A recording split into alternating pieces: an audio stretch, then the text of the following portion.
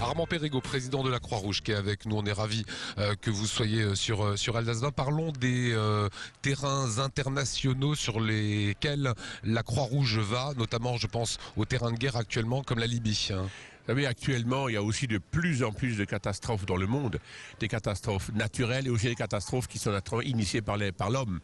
Et actuellement, la Libye est un pays qui nous inquiète énormément parce qu'il y a tous ces réfugiés qui vont partir, qui vont quitter la Libye, qui vont venir ici chez nous et aussi sur place. Par exemple, la ville de Misrati qui est assiégée dans une situation humanitaire épouvantable.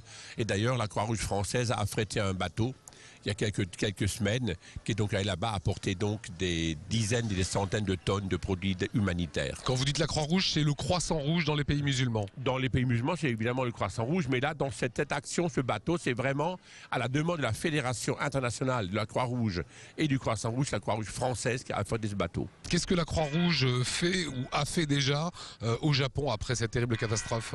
Ils n'ont pas besoin de matériel, pas besoin de ressources humaines, mais évidemment besoin d'énormément d'argent pour soutenir toutes ces centaines de milliers, voire ces millions de Japonais qui sont dans la rue, qui n'ont plus rien, qu'il faut soutenir. Donc on a fait des collectes, on est en train de faire encore des collectes d'argent que nous reverserons directement à la Croix-Rouge japonaise. Là on est dans la reconstruction, pas l'aide directe, mais la reconstruction. Nous sommes, voilà quoi, bon pour l'instant je pense qu'on n'en est même pas encore à la reconstruction.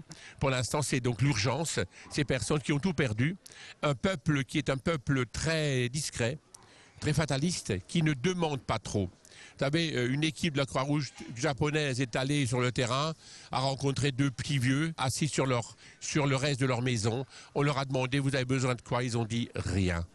C'est terrible. Donc un peuple qui n'est pas revendicateur, mais qu'il faut soutenir, aider par l'intermédiaire de sa Croix-Rouge, qui est une très belle Croix-Rouge, très puissante, très impliquée.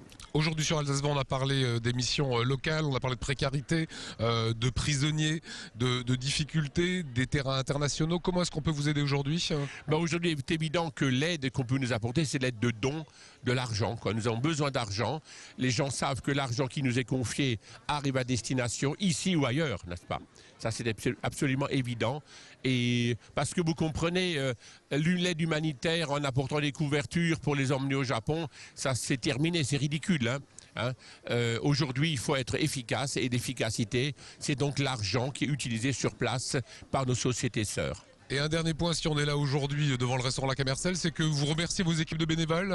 Écoutez, aujourd'hui, voilà, nous avons le déjeuner de la reconnaissance. Et d'ailleurs, c'est à l'initiative de Jean-Noël Dron, qui nous invite avec 150 bénévoles du Bas-Rhin à donc ce repas, choucroute naturellement, de la reconnaissance. Aujourd'hui, ce déjeuner. D'ailleurs, je vois déjà les bénévoles qui sont un peu présents là autour de la place, qui attendent avec beaucoup de satisfaction cette journée. Pour une fois, on pense à nos bénévoles. Voilà, la Croix-Rouge évidemment serait rien sans les bénévoles, on est d'accord? Absolument. Voilà, merci Armand Perregaux.